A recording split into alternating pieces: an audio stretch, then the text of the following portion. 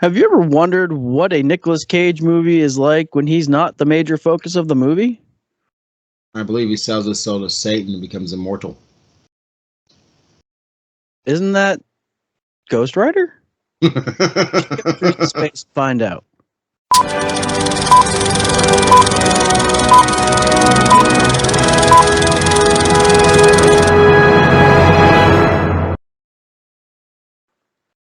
This week on Trees in Space, Jason and I watched the 2024 rated R horror action comedy fantasy Renfield. This movie came out in 24? I doubt it. Maybe. Maybe. 3? I don't know. For those that are unfamiliar with Renfield, as much as I am, I didn't know that Renfield was an actual character. I thought Renfield was about Dracula. This movie was about Dracula. Was Holt, as stars as Renfield, the tortured aide to history's most narcissistic boss Dracula, who is played by Nicolas Cage. Renfield is forced to procure his master's prey and do everything and do his bidding. Now, can I ask you? I want to ask you a question. Ask me a question. Where did you think this movie was going to go? Like, what was your initial expectation for this movie? Like, did you see this movie playing out the way it did? No, I thought it was going to play out different than it played out, but I thought the storyline was basically the same. What the storyline was that Renfield helping him, but then deciding to get away from him. How that happened, I didn't see happening that way, but I thought it was going to be him, separating from, trying to separate from the vampire Dracula. And I really thought that I didn't know Renfield was actually a character in the Dracula universe. There's Renfro, there's Igor for Frankenstein. Yeah, there's always a little side. Yeah. I didn't know Renfro was the familiar to Dracula. So yes. I enjoyed the fact that this movie showed the part of Dracula that I was unfamiliar with. And I also thought it was great that we talked to a legacy of the creator of Dracula. We did talk to the legacy, one of the ancestors. No. Yeah. Well, the guy who created Dracula would be the ancestor. So we talked. We talked to Bram Stoker's great nephew. Yeah. Through his mom's yes, we did. Funny. Yes, and they just happen to have the same last name. We talked to Clint Stoker. Yes. That was excellent. Yeah. So I thought, and then, what do you think of the support group? The only thing I liked about the support group was that one lady kept trying to tell her story, and every time she did, Renfro would pop in. And she's like, well, fuck me. Okay, I'll never. I guess my story. Don't worry about my problems. Don't worry about my issues. Just every time he walks in. I did love that whole part, and of course Dracula comes showing up and handles his business there, and everybody, because they don't. Let me explain. You explain. Renfro goes to a support group, and he's telling about his boss, and they go, "Oh, well, you just tell him that you have the power, and you're not going to do it for him no more." Boom, boom, boom. They have no idea it's Dracula. Obviously, why would they? Right. Till Dracula shows up, and they're like, "Okay, this is a different level of codependency." This is a whole different side of whatever it could be.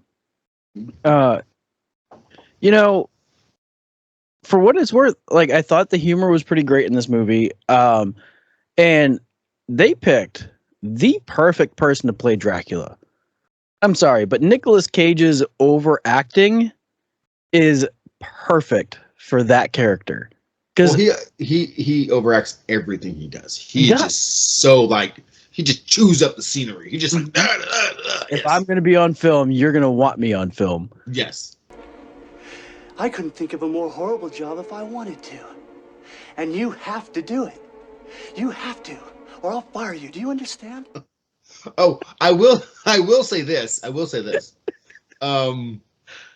That Renfield, the bug eating thing is definitely the writer's idea. That's not Renfield. That's not something that he was. That's not canon.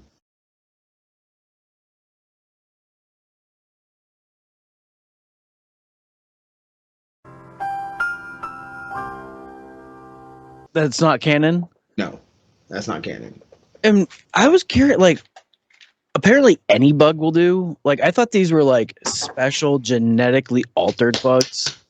No, it's apparently indie bugs. And Yeah, he's like, oh, if you can get me a fly, that'd be great. Like, ew. exactly. He breaks in there. He's that guy's ant farm. Oh yeah, You're a monster.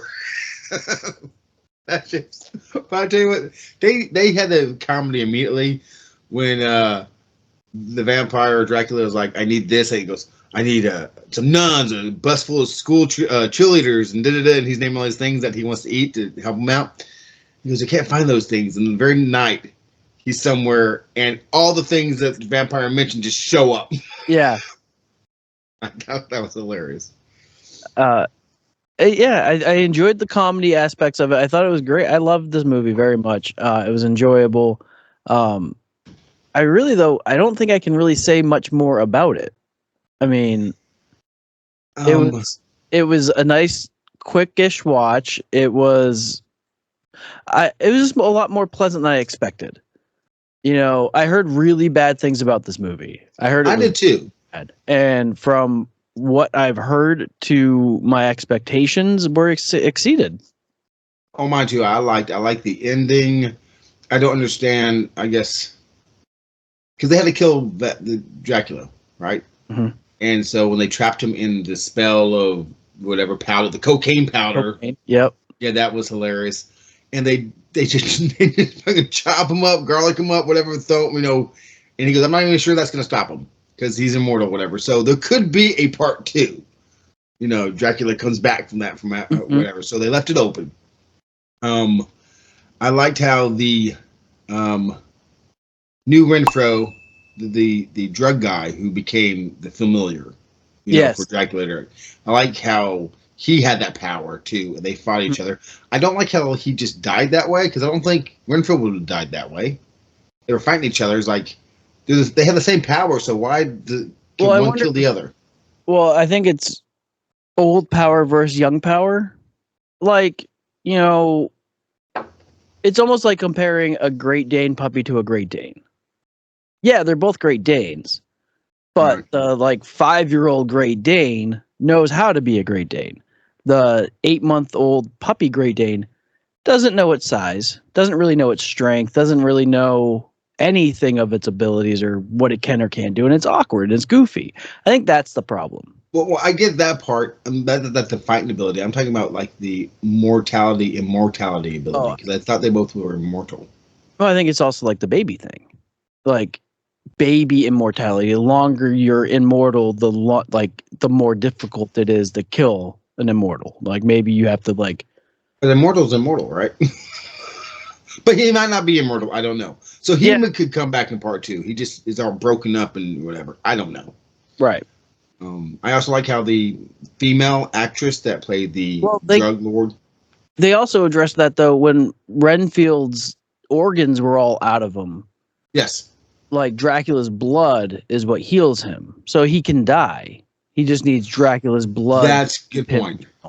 Yeah. But I like the female actress who plays the drug queen or whatever. Oh, how she went to jail. They didn't kill her. So they have so many openings for a part 2 if the movie did well. I don't think it did well, but I would like to see a part 2. I would like to see Nicolas Cage. Yeah. I love everything he does. I would agree, except for Weatherman. That movie's awful. You thought it was bad?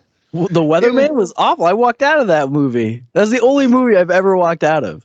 Wicker Man, obviously, that was a terrible movie. Okay, I don't love everything he does, but when he hams it up, when he gets his teeth into something, but like this movie, you talk about the support group. Spoilers. He shows up because they go, "Oh, come on in." So he walks in because you can't go in someplace unless he's welcomed. Yep.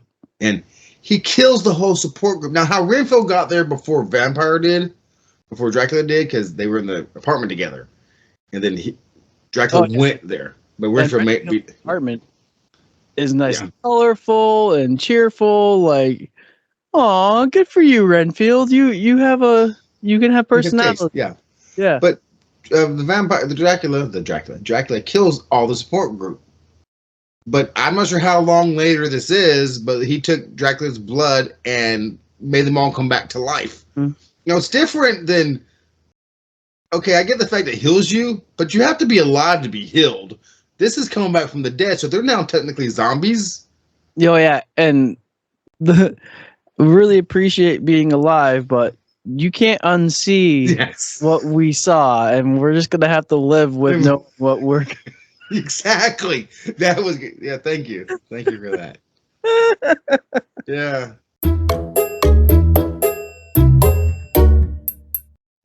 So the audience and Rotten Tomatoes had a very different opinion on this movie. Rotten Tomatoes gave it a 58%, while the audience, which is us, gave it a 79%. I am going to agree with Rotten Tomatoes more than the audience. I don't think it's an 8 out of 10 star movie. I give it more towards the audience, actually, believe it or not. And then if you let us know how you feel. Give us a like, a comment down below. Do you think this movie should be closer to the audience rating or closer to the Rotten Tomatoes rating, or we're both way too high, both too low? Let's see.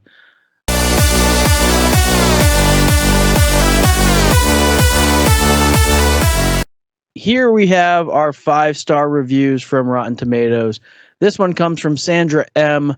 I really enjoyed it. The comedy and horror combination, along with a nice cast, makes it worth watching film. I agree with Sandra. I think the comedy and the horror. I guess it's horror. Horror don't have to be scary. So it was horror combination, and it had a good cast. I think the casting was great, especially the drug queen's son. I think he was awesome. He plays this character like in a lot of those shows too. I think it was Schitt's Creek he was in. He is a very similar character. I think they all did great. Agreed. 1 star or less. Davison I. Remarkably awful. Like all Nic Cage films. When will studios learn you lose big with him as a lead actor? I mean, he's not wrong. Nicolas Cage films have been done shit for years now, except for that one where the heaviness of being Nic Cage or whatever, of being famous. Gone in 60 Seconds is a pretty great movie. Yeah, but that was 35 years ago. That long ago? No, but it was still 20 years ago. But yes, the fame of Nicolas Cage movie with the Mandalorian.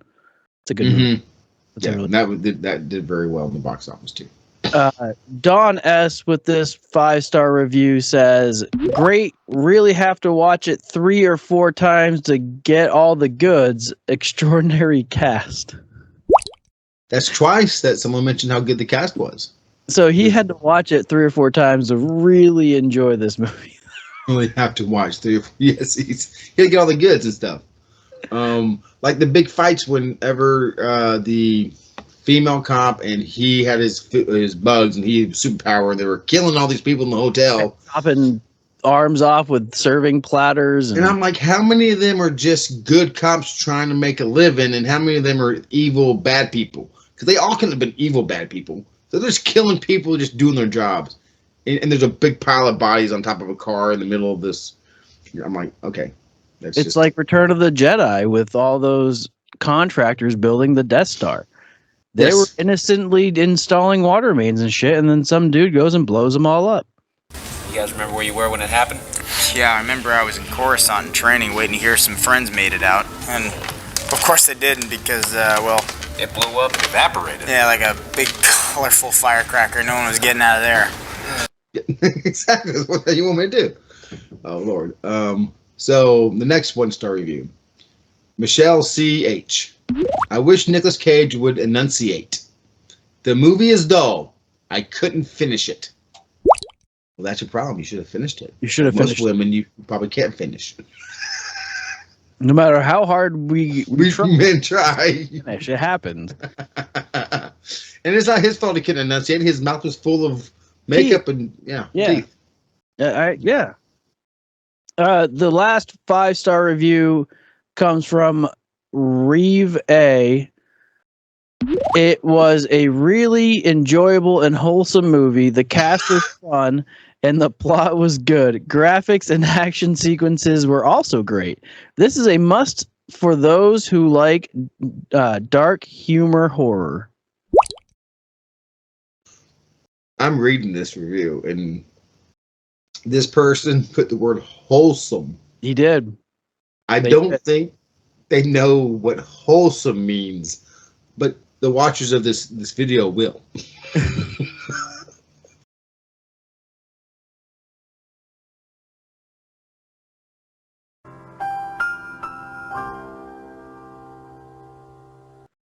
And another comment on how good the cast was. Mm-hmm. Well, yeah, great choice in actors. For sure. That just wholesome. I don't know. I mean, Andy Griffith, it's not. Or Lassie. Yeah, no shit. Jim D. Great start. The full Monty. That doesn't mean being totally nude. Mm-hmm. I guess he was, wasn't he? Because he got burnt by the... Oh, yeah. Yeah, the sound. Okay. Perfect in every way. As Miss Poppins would say. Then it went over a cliff. It had everything going for it. Really? Why? In God's name, or if you're a non-believer, just why? Does this movie become a simple story that could be done on stage with a few chairs? If Hollywood wants to make millions with a sequel, please contact me.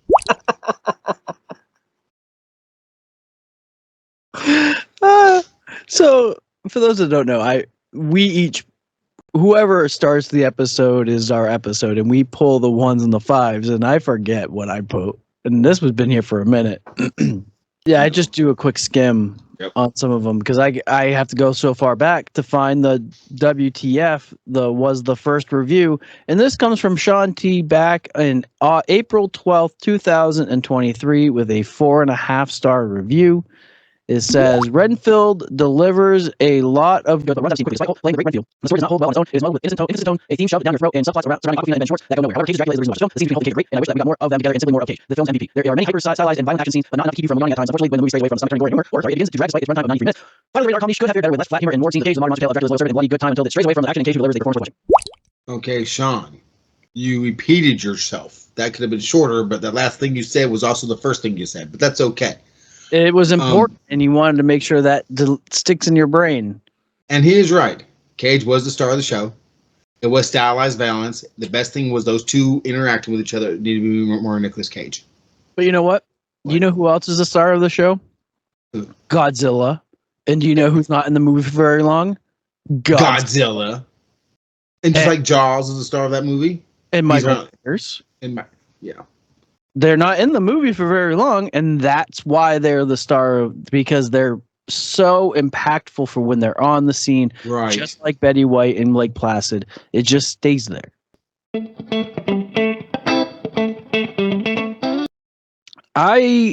This movie I've been wanting to see since it came out.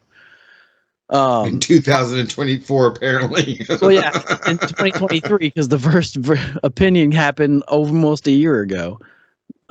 So yeah, since April of last year, I've wanted to see this movie. Never had an opportunity to see it. Never, but I'm glad I did. I think Nicolas Cage was in it for the appropriate amount of time, especially because this isn't a Dracula movie; it's a Renfield movie. So the fact that it Dracula was a secondary character, Renfield is perfect, delightful, charming. I am going to give this movie 3 trees and a stump. Love Nicolas Cage. I think he did the great Dracula, the humorous Dracula. There's been a few of them. I think the funniest Dracula I've ever seen was Love at First Bite. Leslie Nielsen was Dracula in that one. Dracula Dead and Loving It. Oh, that was Dracula Dead. What's Love at First? Oh, Love at First Bite was George Hamilton. Oh, and you can't forget about Jim Carrey's first movie when he becomes a vampire. Jim Carrey. Love Bites? No, I think that was also Nicolas Cage because he has in the vampire movie from before. Oh, I know Jim Carrey's in a vampire movie too. His first movie, he was a vampire. Oh, well, you tell us, people. Anyways, so I thought it was great. I thought Renfro was good. I thought all the main actors and actresses and supporting cast was excellent. Would I watch it again? Probably. But I'm not as high on it as Nate, because I'm not as high as Nate. So, and I am going to put a solid 2 trees, 1 stump, just a little bit lower than yours. Yeah, I think that's fair. Now, the important question, as always, that we ask is: would we recommend this film? And as you like to put it, would we recommend it to our surgeon? I would recommend. That was a review. That wasn't me. I would recommend this movie to my surgeon. I would recommend that somebody sees this movie. I think it's definitely worth a watch. Maybe toss it in, some point in October. Fits in there with your kind of 31 days of October type of thing. So yeah, I would recommend this. What about you, LP?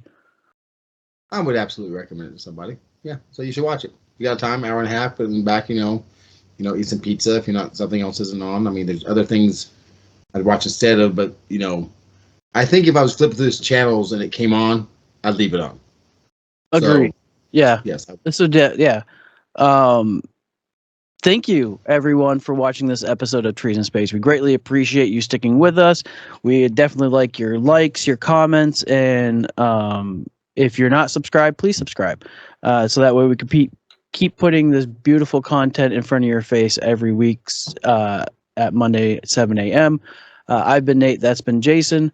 Tune in next time, same channel, Trees in Space 1 on YouTube. Bye, everybody.